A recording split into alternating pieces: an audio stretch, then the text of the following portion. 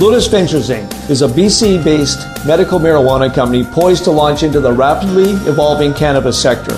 Lotus is in the final review stage of the Health Canada approvals to become a licensed producer, having arranged facility financing of up to $12 million, plus building permits for its prototype indoor production facility. Shares trade under the symbol J on the Canadian Securities Exchange. Visit our website at lotusventures.ca. Welcome to the Goddard Report. Comments made on the Goddard Report and TalkDigitalNetwork.com are an expression of opinion only. Here is Jim Goddard. My guest is Jasper Lament. He's the CEO of the Nature Trust of BC. Welcome to the show, Jasper. Thanks very much, Jim. Excited to be here to talk about the work of the Nature Trust of British Columbia. Well, can you first of all maybe just give us a little sketch? What is the Nature Trust and what does it do? So the Nature Trust of BC is our province's oldest and largest provincial land trust.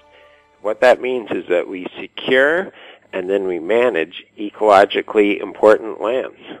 And those lands provide habitat for fish, wildlife, and people too. What kind of projects have you been involved in the past, to give an example of what you do?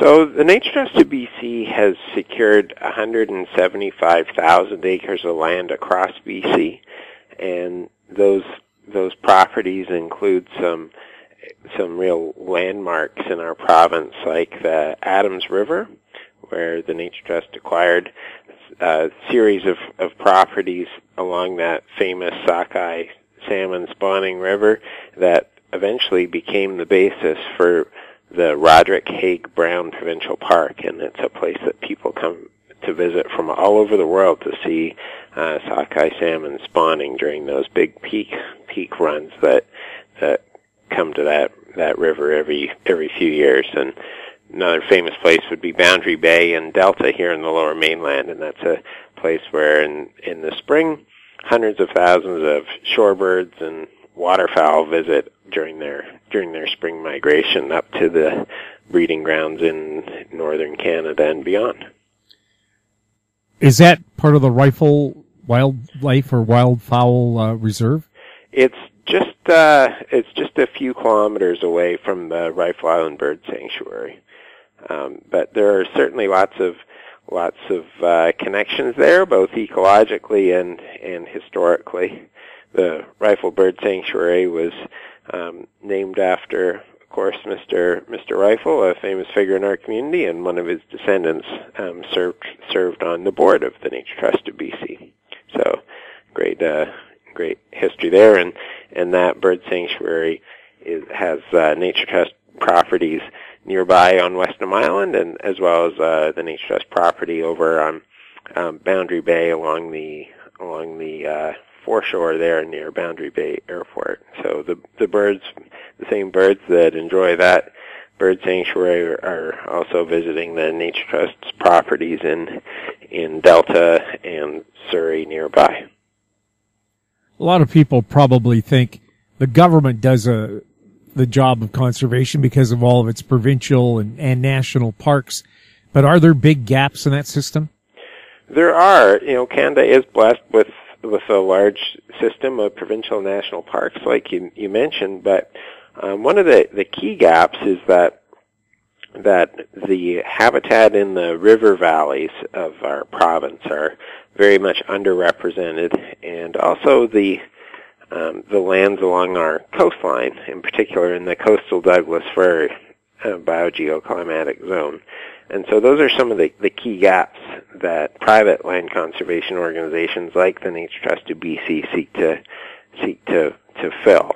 The river bottoms and coastal landscapes of our province are very, very valuable to fish and wildlife, and they're also very attractive to people. So that's one of the places where there's a lot of competition for space and for resources, and so we have our work cut out for us to identify some of the most important such areas for fish and wildlife, and then to protect them forever. Do you find sometimes there's a callous attitude? How do we make money from preserving plants and animals? Wouldn't we be better off digging that up, seeing if there's something we could sell? Well, one of the things that the Nature Trust seeks is balance, and certainly our economy in BC relies on natural resources, but the fish and wildlife resources that we have are also an important part of our economy. People come from all over the world to fish for salmon in BC, to view our wildlife. Iconic species like grizzly bears and bighorn sheep are some of the things that make BC one of the world's great destinations for tourism. And so fish and wildlife and the habitats that they depend on are a key part of our economy. They're not separate from our economy. We'll have more with Jasper Lament right after this break. I'm Larry Ray, President and CEO of American Manganese, Inc., listed on the TSX Venture, ticker symbol AMY, A-M-Y, with proprietary patents in the U.S., China, and South Africa. Our focus is on recycling lithium-ion batteries for electric vehicles. China recently legislated the responsibility for recycling onto their electric vehicle manufacturers and importers. For more information, please visit AmericanManganeseInc.com or phone me, Larry Ray, at 778-574-4444. I'm Douglas Mason, President and CEO of Rainy Mountain Royalty Corp., RMO on the TSX Venture Exchange. Rainy Mountain's Brunswick property is located in the Rideout Shear Zone in Ontario.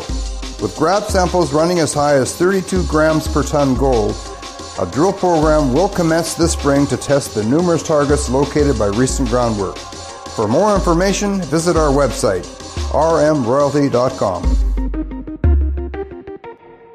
Welcome back. We're speaking with Jasper Lament. Jasper, one of the examples I think that people don't understand is how connected things are.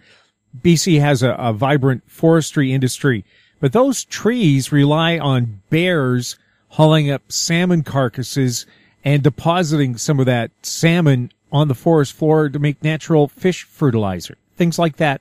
That's what the trust looks after, right? Absolutely. So the Nature Trust of BC has been able to secure important habitat along some of the most important rivers along the east coast of Vancouver Island and here on the mainland coast of BC as well. And that pattern that you talk about, we call the salmon forest, where that whole integrated ecosystem of forest and salmon and bears and wolves and all those species exist together and form an ecosystem that is unique and special. And river systems like the Englishman River near Parksville on Vancouver Island, the Salmon River, which is north of Campbell River on Vancouver Island, are places where the Nature Trust of BC has been able to secure large complexes of land that help to maintain that salmon forest ecosystem. And aren't there some islands in Haida Gwaii that were never touched by the glaciers and have unique plant and wildlife? Haida Gwaii is a remarkable landscape ecologically, and the Nature Trust of BC does have important property in the Cumdis estuary there.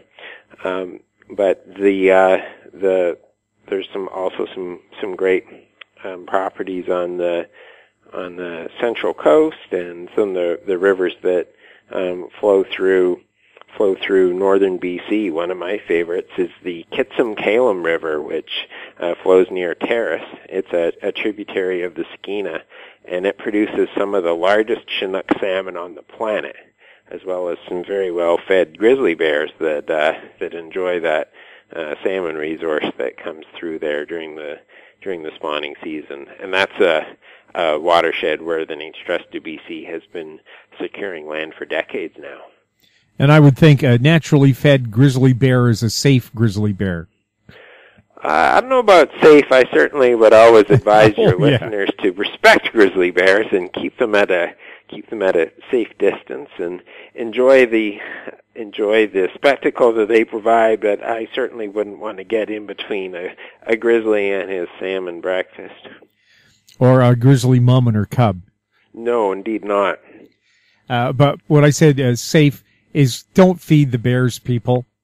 As they say, a fed bear is a dead bear because it becomes habituated to humans and they associate us with food.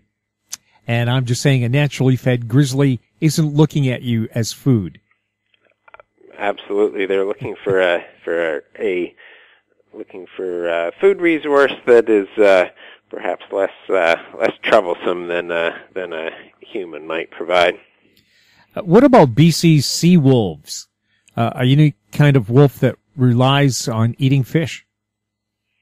Yeah, that's an interesting pattern, and I'm not aware that that's been documented on any of the Nature Trust of BC's property complexes, but I have heard about that phenomenon taking place in the central coast of BC. But it's a great example of how the aquatic and terrestrial ecosystems are connected, and how we need to work to conserve both to maintain the diversity of wildlife that we're blessed with here in BC.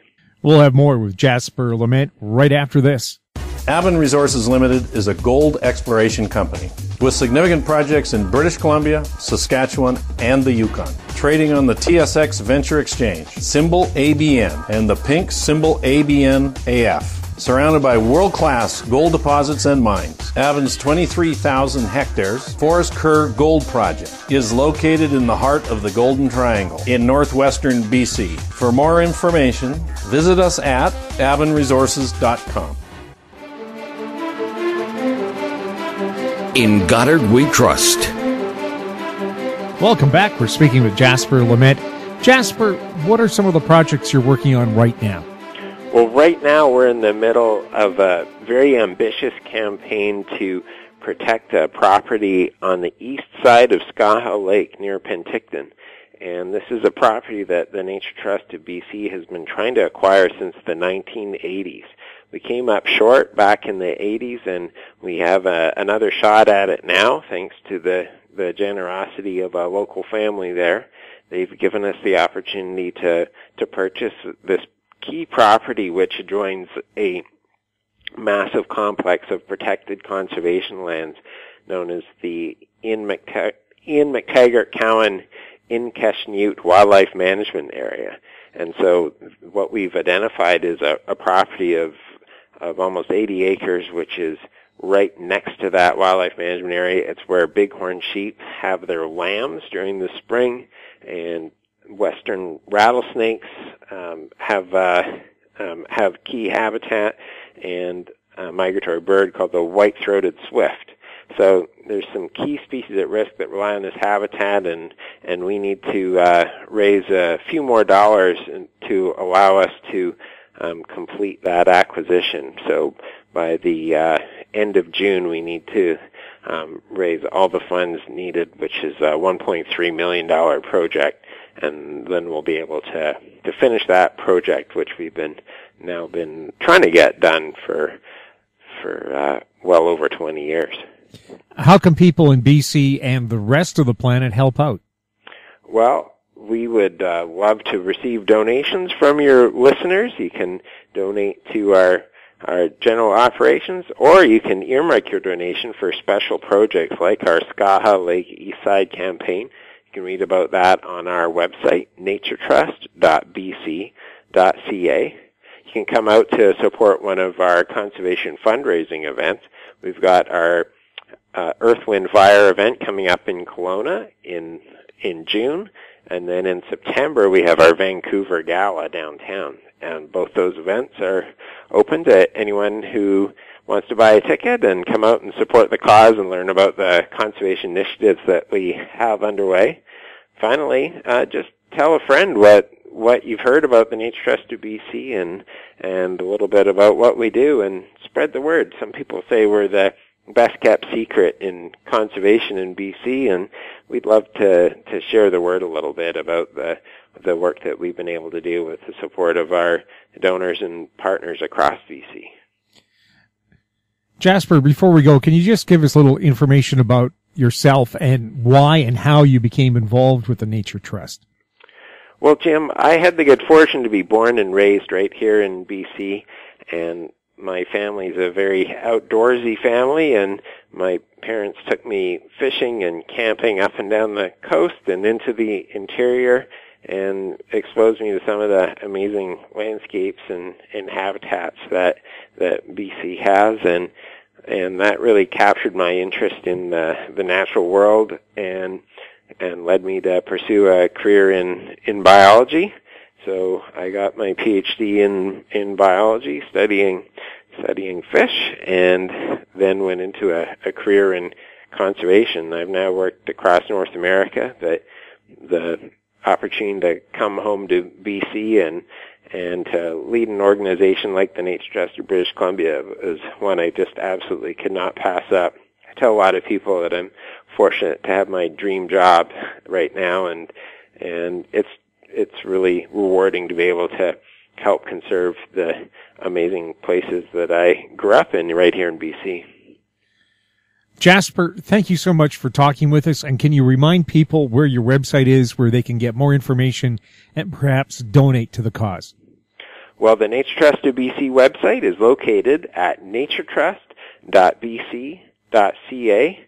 So come check us out. Follow us on Facebook and learn about the 175,000 acres of land that we've secured across BC, and come out and support us at one of our upcoming events in Kelowna and Vancouver. Thanks a lot for chatting with us. My pleasure, Jim. My guest has been Dr. Jasper Lament. He's the CEO of the Nature Trust of BC. You're listening to the Goddard Report on TalkDigitalNetwork.com. If you have any questions for us or for our guests, you can email us at info@howstreet.com. I'm Jim Goddard. Thanks for listening. Comments made on the Goddard Report and TalkDigitalNetwork.com are an expression of opinion only. The Goddard Report is available online and mobile at TalkDigitalNetwork.com. The Goddard Report is a production of How Street Media Incorporated.